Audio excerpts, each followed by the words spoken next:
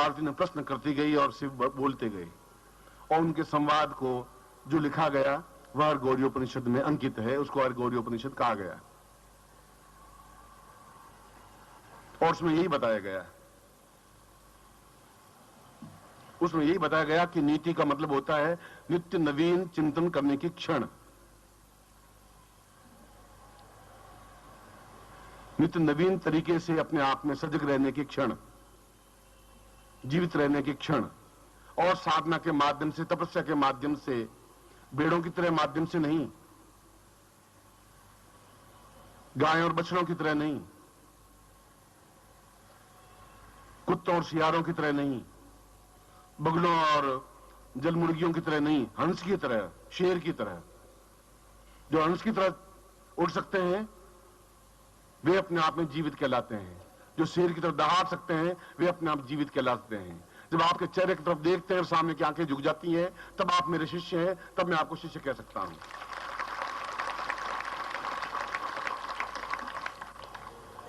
मैं भी राजनीति में खेल सकता था, उसमें कोई लंबी छोटी बात नहीं थी। अब तो गिरता पड़ता कहीं कहीं पहुंच ही जाता। मैं भी यूनिवर्सिटी में चला जाता, गया था, और आज कम से कम कुछ न कुछ तो पहुंच ही जाता। मैं इतना जूझना भी नहीं पड़ता, गया, कॉपियां जांची और 20 रुपए लिए, खत्म। किसी को पास किया, किसी को फेल किया, किसी से 5,000 रुपए लिए, किसी 10,000 रुपए लिए, कर लेता मैं।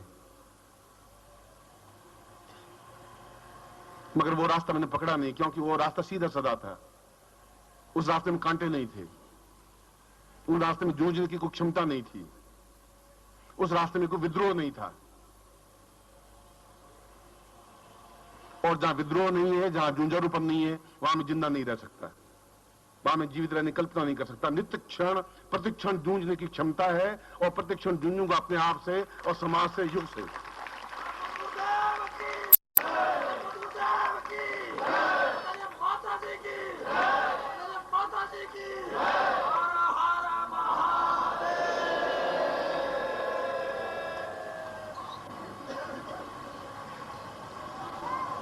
और आज शिवरात्रि के पर्व पर, शिवोत्सव पर्व पर,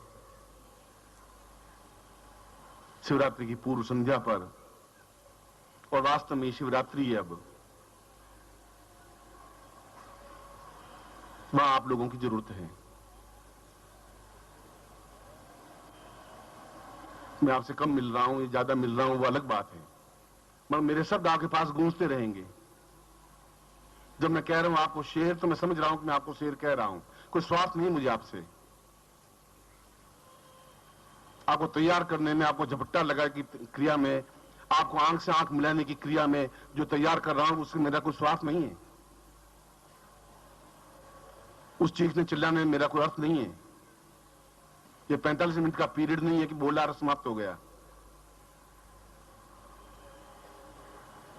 मैं वह समय है, वह क्षण है जब मैं आपको तैयार करके जा रहा हूं, तैयार कर रहा हूं।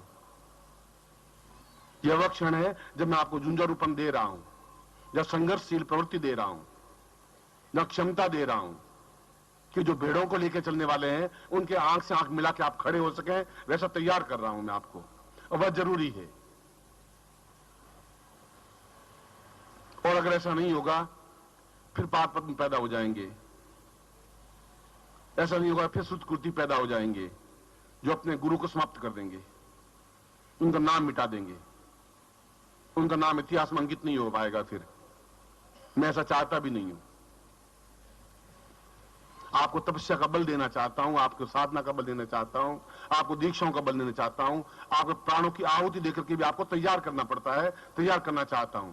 ऐसा करना चाहता हूं आने वाली पीढ़ियां आपको याद रख सके, केवल आपको याद रख सके, ऐसा मैं आपको बनाना चाहता हूं।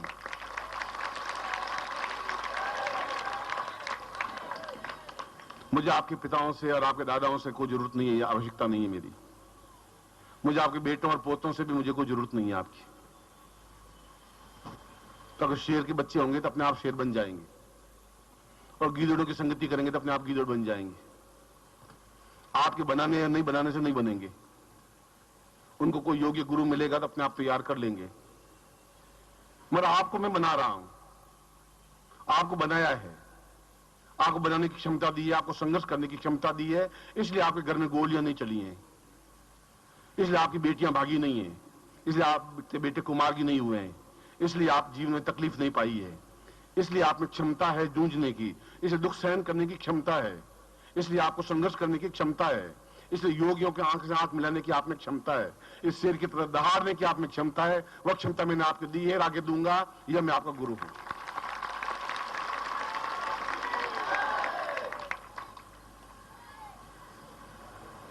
और उस पर उपनिषद में भी यही कहा है,